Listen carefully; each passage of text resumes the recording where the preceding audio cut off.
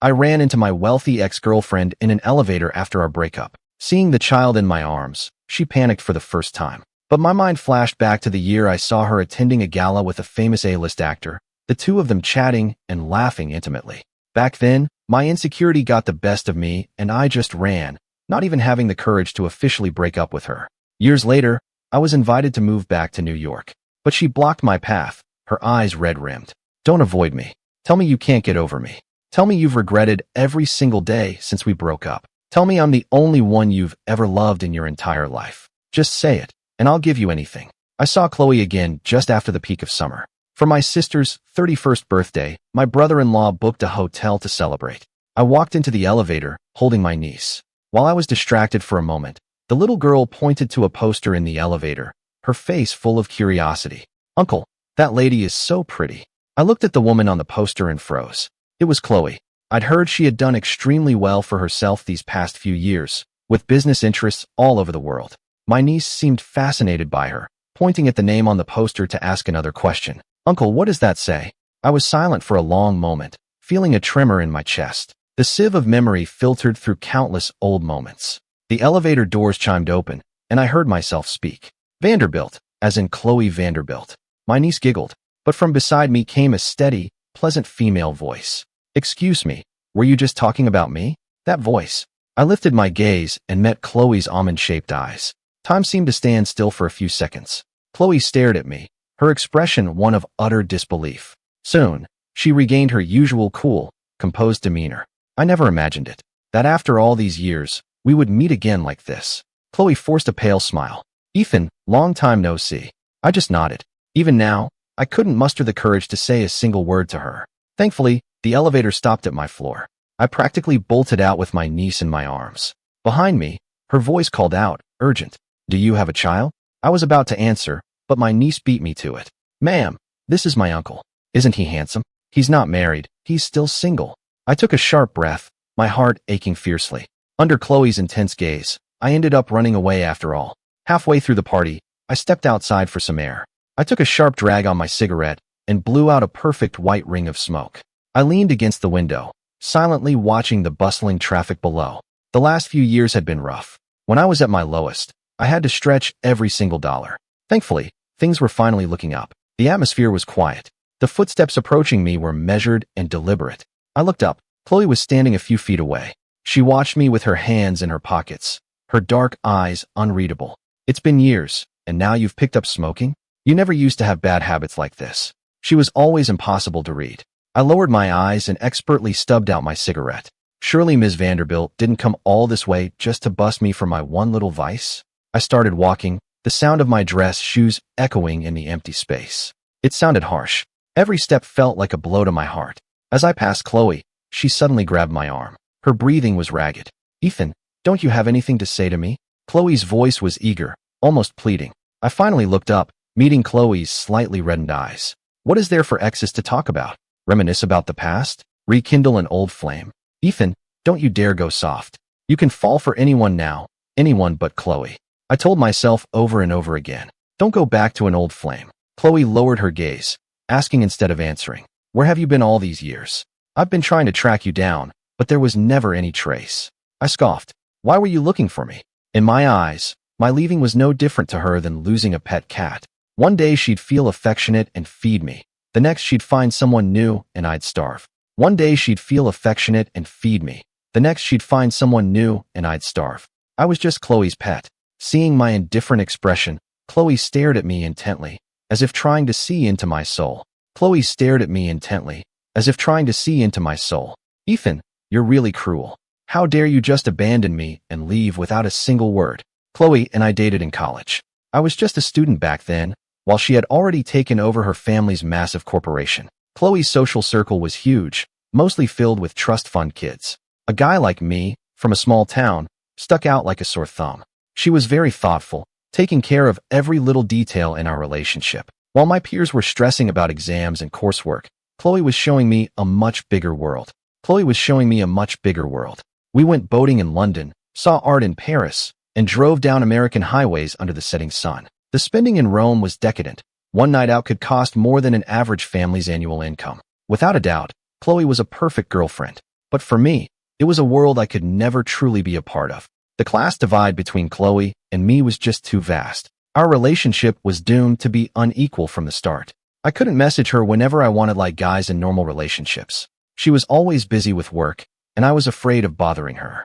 When we went out, her friends never even bothered to ask my name. It was like an unspoken rule that I was just Chloe's handsome trophy boyfriend. I knew that in our relationship, I would never be her equal, and Chloe held all the power. Until one day, I saw her at a gala with that famous A-list actor's arm around her. They looked perfect together. Unlike us, it wasn't so much jealousy as it was a crushing sense of inadequacy. That feeling of inferiority washed over me and completely broke me. I hated that I couldn't fit into her world, hated how unimpressive I was. And because of that, I knew I couldn't stay with her. With her around, I'd always feel like I had a safety net. So, on one ordinary night, I quietly moved out of the apartment Chloe had bought for me. No breakup, no goodbye. I snapped my SIM card and cut off all contact. I told myself that the next time we met, I would be successful enough to stand by her side as an equal. I wanted to be seen and respected. For those few years, I lived in a different city. I worked hard, saved every penny, and faced the harsh reality of being broke. Many years later, I became a high-end jewelry designer. I was hired for a lucrative position back in New York and finally established myself. I know my decision was selfish, but that wasn't the life I wanted. Even if we had stayed together, we wouldn't have been happy in the long run. Snapping out of my memories, I looked at Chloe. She looked more mature than she had years ago. I let out a long sigh. In just a few years, my entire outlook had changed. I was more cautious now, always weighing the pros and cons of every situation. Just like now, there was a distance and coldness between Chloe and me that came from years of separation. She was just clinging to the memory of who I was in college. Like a first love, seared into her memory. I couldn't give her that feeling anymore. I looked at Chloe and sighed softly. I know I left too abruptly back then. Chloe, we don't have a future together. Whatever you're holding on to is meaningless to me now. I turned to leave, but Chloe wouldn't let me. She pulled me into the stairwell, her body pressing against mine. In a flash, Chloe pinned me against the wall in the corner. I was furious. Let go. Chloe held me there, her eyes red, stubbornly refusing to let go. I won't. I let you go once. I'm not letting you go again, no matter what. Before I had a moment to process, Chloe kissed me, her lips aggressive and demanding. The more I struggled, the tighter she held me. Between gasps for air, she buried her face in my chest. I could feel her warm, salty tears soaking through my shirt. She was crying. It was the first time I had ever seen Chloe cry. In the quiet, cramped space, Chloe's voice trembled with a sob. Don't avoid me. Ethan, tell me you can't get over me. Tell me you've regretted every single day since we broke up. Tell me I'm the only one you've ever loved. Just say it, and I'll give you anything. In that heavy atmosphere, I couldn't utter a single word. It was only today that I finally understood. Chloe could lose control of her emotions too. But this breakdown wasn't necessarily because of me. Maybe she was having relationship troubles, or maybe it was just years of unresolved feelings for me. But she clearly had someone else, so why was she still clinging to me? I lowered my gaze and gently pushed her away. If I said it, would you even believe me? As our eyes met, I watched the light in Chloe's eyes slowly die. When I came out of the stairwell, my sister was looking for me. Noticing my strange expression, she asked with concern, "What's wrong?" I shook my head and smiled. "Just getting some air. Let's head back." My sister gave me a teasing look.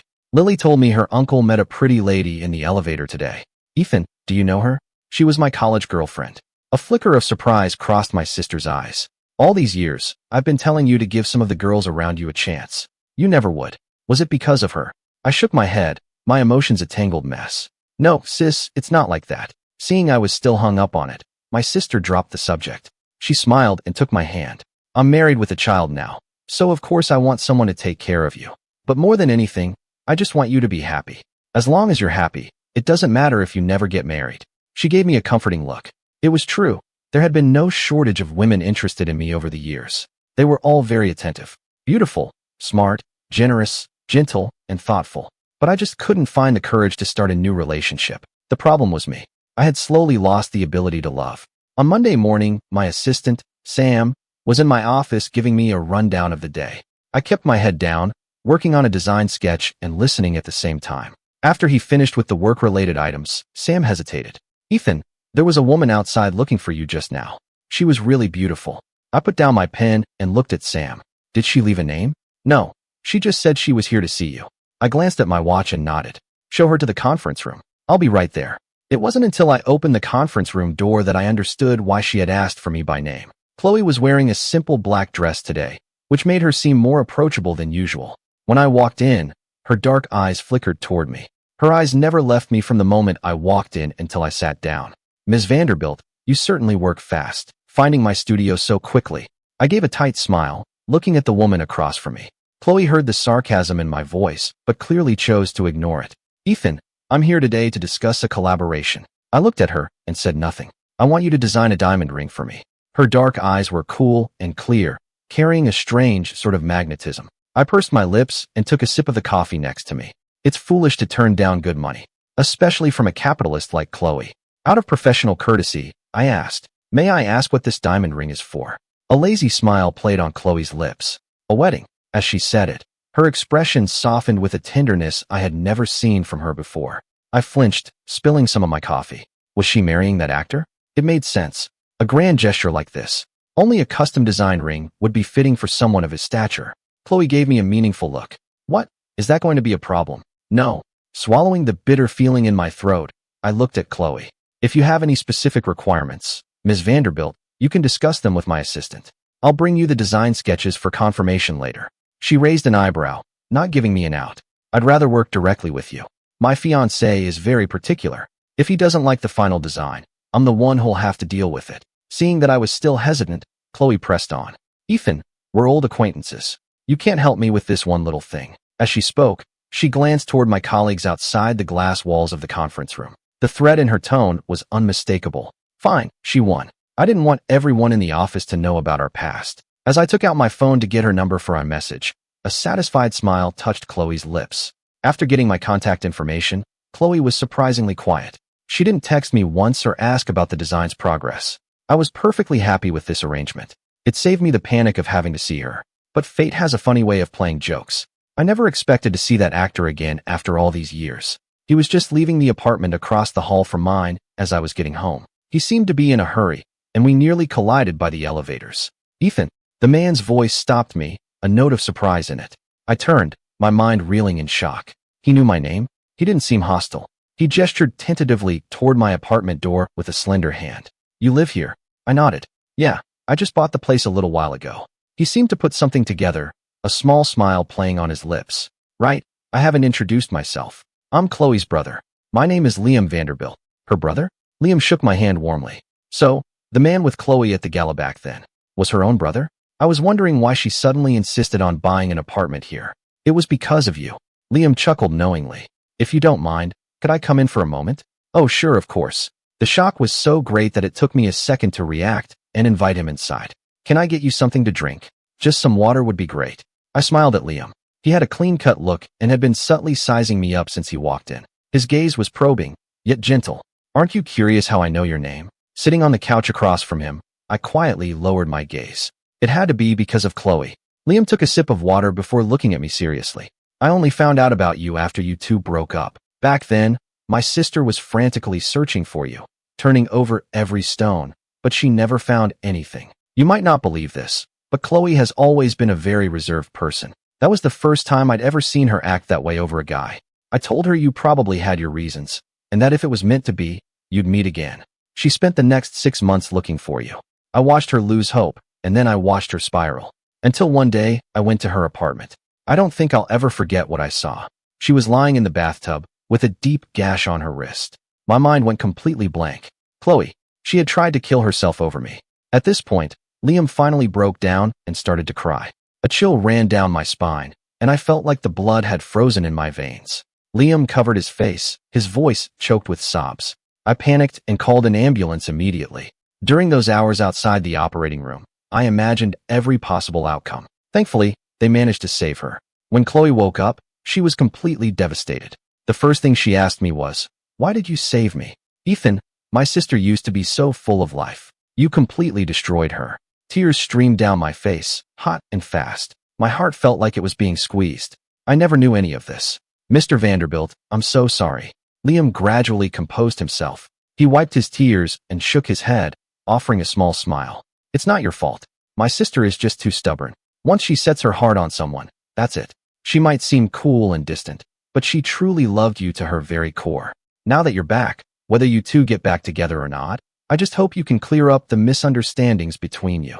Liam stood up and patted my shoulder. I looked at him and saw encouragement in his eyes. It was as if he was telling me it would be okay. An overwhelming sense of guilt flooded my mind. I knew I needed some time to process everything about Chloe and me. I shook Liam's hand and finally nodded. Friday night. Young men and women swayed wildly on the dance floor. In a nearby booth, our group was celebrating our friend Chris's birthday. Seeing that I was distracted, he sat down beside me. I never would have guessed Chloe was such a devoted person. Forget you. Even I was shocked when I heard it. Gone was his usual playful demeanor. Chris looked serious. I used to think Chloe was just some spoiled rich girl who didn't really care about you. But now, it seems that wasn't the case at all. I looked up at Chris. He smirked. Chloe came to me a few years back. She looked awful back then, completely worn out. It was like all the life had been drained out of her. She kept asking me where you were. I was pissed at her back then, so of course I didn't tell her anything. Looking back now, if I had just told her, maybe she wouldn't have tried to kill herself. Chris sighed, his face full of guilt, and downed his drink in one go. I lowered my gaze. My heart ached. I pursed my lips. I'm going to head out. You guys have fun. Before Chris could say anything, Jessica stood up. I haven't been drinking tonight. Let me give you a ride home. I glanced at Chris, who just gave me an innocent shrug. Jessica was a high school classmate of mine and Chris's. She'd been pursuing me relentlessly ever since I moved back to New York. Chris told me she'd had a crush on me back in high school. I was just too oblivious back then to notice. Don't worry about it. I can just grab a cab. I declined with a polite smile. But Jessica insisted. You've been drinking, you shouldn't try to hail a cab alone. I drive right past your place on my way home. It's no trouble at all. Seeing the eager look on her face, I felt like I couldn't refuse any further. At this point, I felt like I couldn't refuse any further. My apartment was only about 10 minutes from the bar. The night air was cool, and our two figures stood alone under the streetlight. I smiled at Jessica. Thanks for the ride, especially this late. My sincere gratitude seemed to make her a bit shy. She smiled, tucking a strand of hair behind her ear. Don't mention it. Then she took a deep breath, looking a little nervous. Are you free this weekend?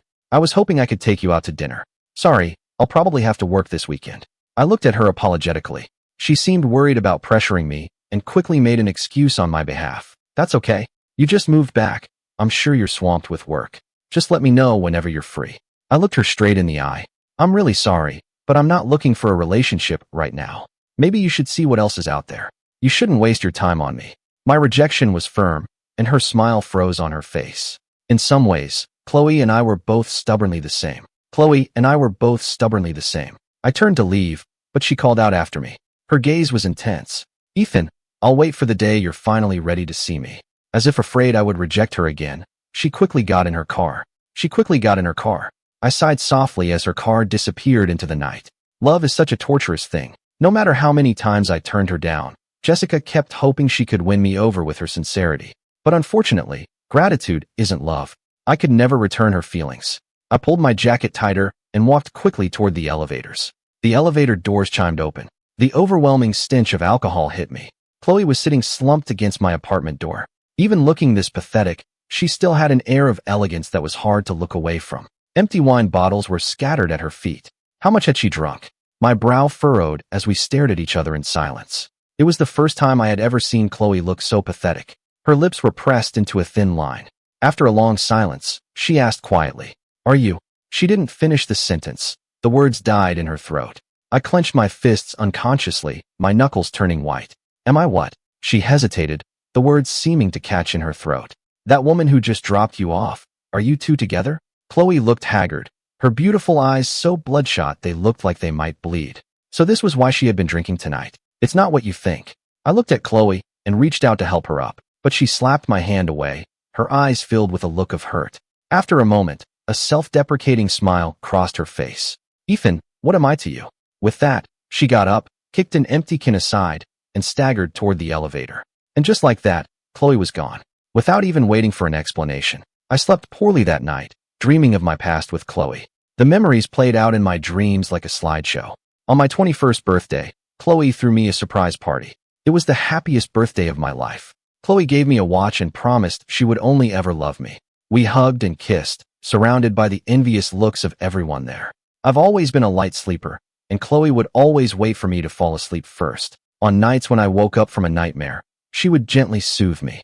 "Ethan, it's okay. Don't be scared. It was just a dream."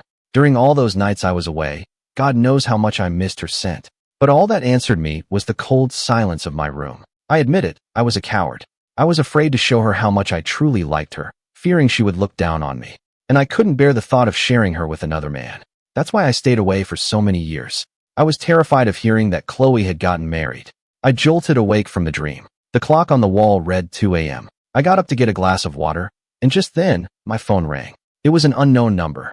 I answered, and the background on the other end was loud.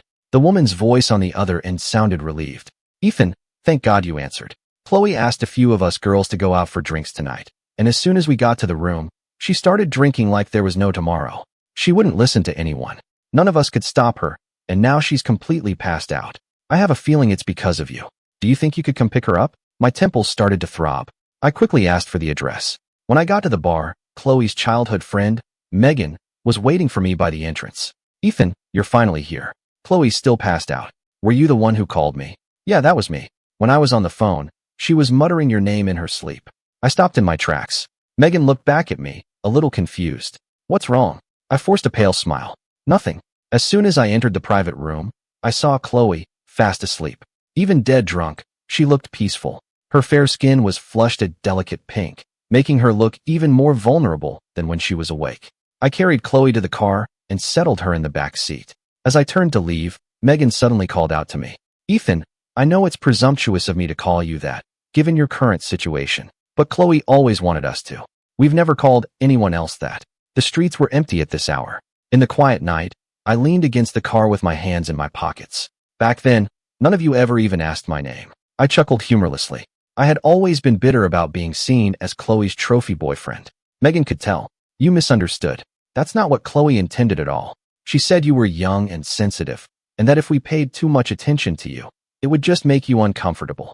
Privately, we only ever thought of you as her one and only. There was never anyone else. Chloe's had a really hard time these past few years. It's not my place to say more. You should ask her yourself when she wakes up." I let out a long breath. Whenever I was with Chloe's friends, I always felt protected. They never looked down on me for my background. It turned out Chloe had been smoothing the way for me behind the scenes all along. I laughed at my own foolishness. That silly girl, what else had she kept from me? The 10-minute drive felt like a lifetime. By the time we reached my building, Chloe was mostly sober. As the elevator ascended, we stood in a comfortable silence. "Why did you buy the apartment across the hall from me?" I asked softly, breaking the silence. Chloe hummed a soft before obediently confessing. "I wanted to be able to see you more." I didn't say anything and stepped out of the elevator first. Since crashing at my place was out of the question, Chloe obediently entered the code to her own apartment. I was about to tell her to get some rest. Suddenly, she found a burst of strength and pulled me inside her apartment. In the dark, Chloe expertly shut the door behind us. She pinned me against the door, rising on her tiptoes to kiss me.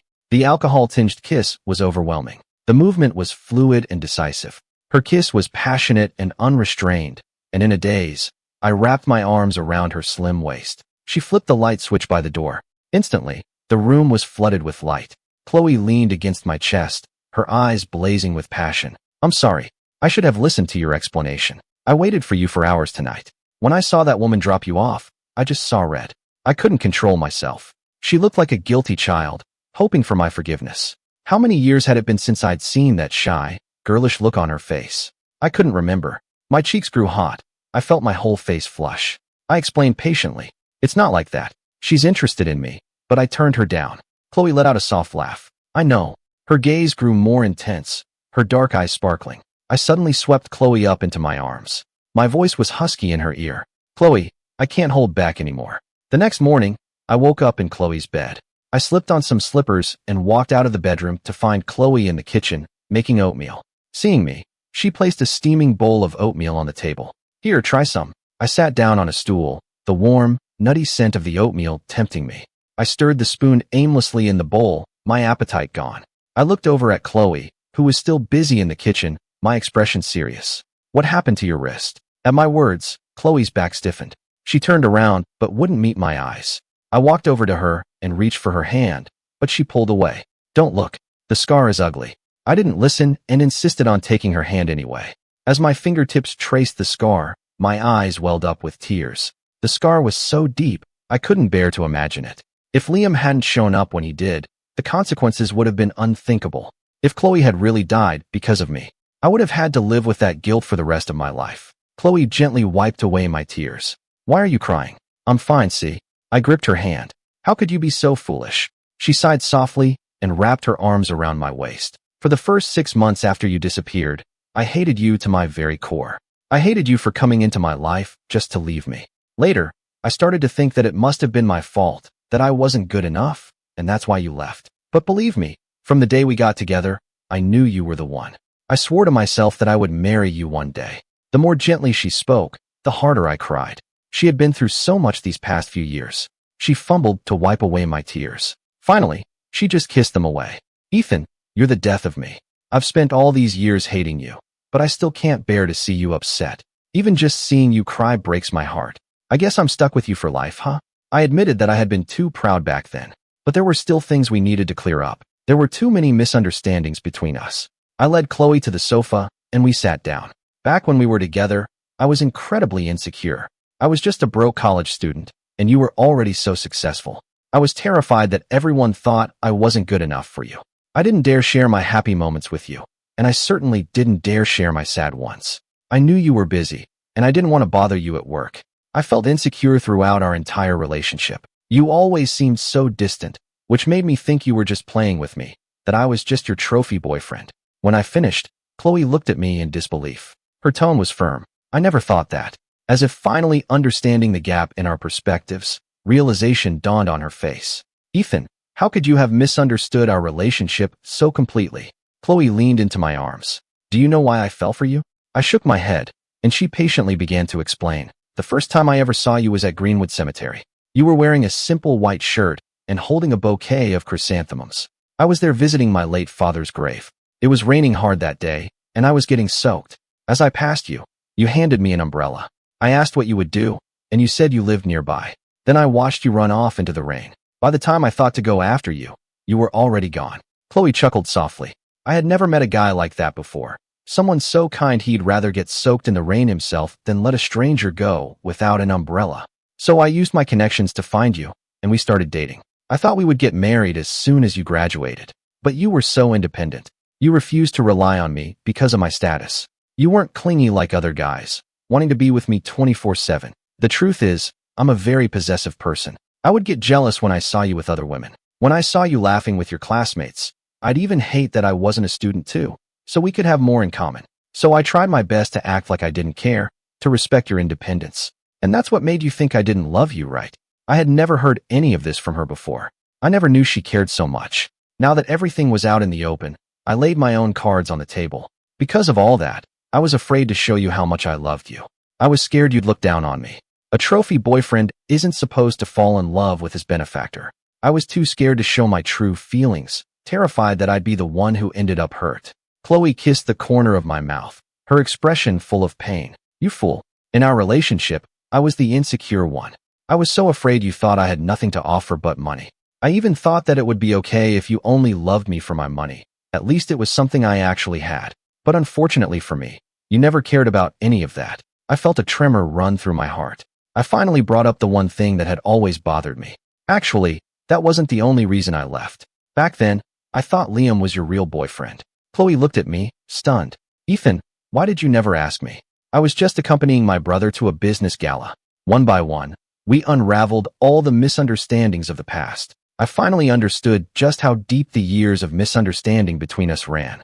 That day, Chloe lay in my arms and told me everything. She talked until she was exhausted and finally fell asleep against me. I gently kissed her lips, then carried her to the bedroom and tucked her in. Ever since Chloe and I got back together, she wanted to be with me every second of the day. She took me everywhere, terrified that I would disappear again. I understood that she was still terrified I would leave her again. I felt that same joy of getting a second chance. But after the initial euphoria, a deeper insecurity sets in. Even though I told her again and again that I would never leave her, she would still hold me tightly in her sleep at night, as if trying to merge me into her very being. Liam, of course, was thrilled for us. When he saw us together, he smiled until he started crying. A month later, I proposed to Chloe. I did it in the house we were buying together, with her childhood friends and Chris there to witness it. The room was filled with red roses, every detail meticulously planned. Chloe looked stunning today, absolutely radiant. I got down on one knee and looked up at her with all the love in my heart. In my hand was the very same diamond ring she had commissioned from me. I had to admit, she was a master strategist, playing the long game ever since I came back to New York. I took a deep breath, trying to calm my racing heart. Chloe, this is our 6th year. But for 4 long years, I wasn't with you.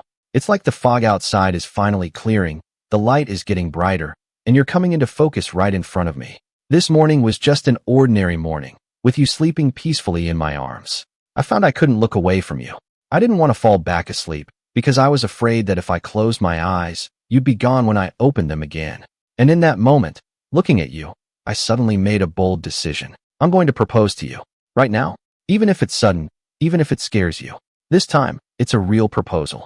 My girl held on for me for so many years. Now it's my turn to be brave. I want to take you home. So, will you come home with me? From where I was kneeling, I could see her hands were trembling slightly. Everyone was cheering. Say yes, say yes, say yes. I suddenly felt so incredibly lucky. All these years, Chloe had been waiting for me. I know that for countless restless nights to come, I will always remember the feeling of this very moment. Chloe took the ring and slid it onto her finger. From now on, I'm Mrs. Miller. The cheering around us grew louder, but Chloe only had eyes for me. Under the silvery moonlight, I pulled her into my arms, ecstatic. Through her tears, Chloe whispered, "What did I ever do to deserve this?" She also said, "You are the best gift the world has ever given me." Chloe didn't know that she was the real gift. I never told her. That day we met at Greenwood Cemetery, all those years ago, I had just lost someone very close to me. I sat on the cemetery steps for a long time, until the sky began to grow dark. Chloe passed by me then, and she smelled wonderful. Later, the weather turned, and a light rain began to fall. Chloe walked over to me and took a black overcoat from her bodyguard, draping it over my shoulders. "You're not dressed warmly enough. You'll get sick. It's getting late. You should go home." Even though she was shivering from the cold herself, the way she looked at me was so warm. Maybe Chloe would never understand how much that simple gesture meant to me back then. I nodded, noticing her own clothes were getting soaked by the rain. I reached into my backpack, pulled out an umbrella, and gave it to her. I never imagined she would remember such a small gesture for so long. I had bloomed from a place of desperation, and everyone else just wanted to pluck me for themselves. But Chloe was the only one who, passing by, offered me the shelter of her umbrella. She said, "You just keep blooming. I'll be here."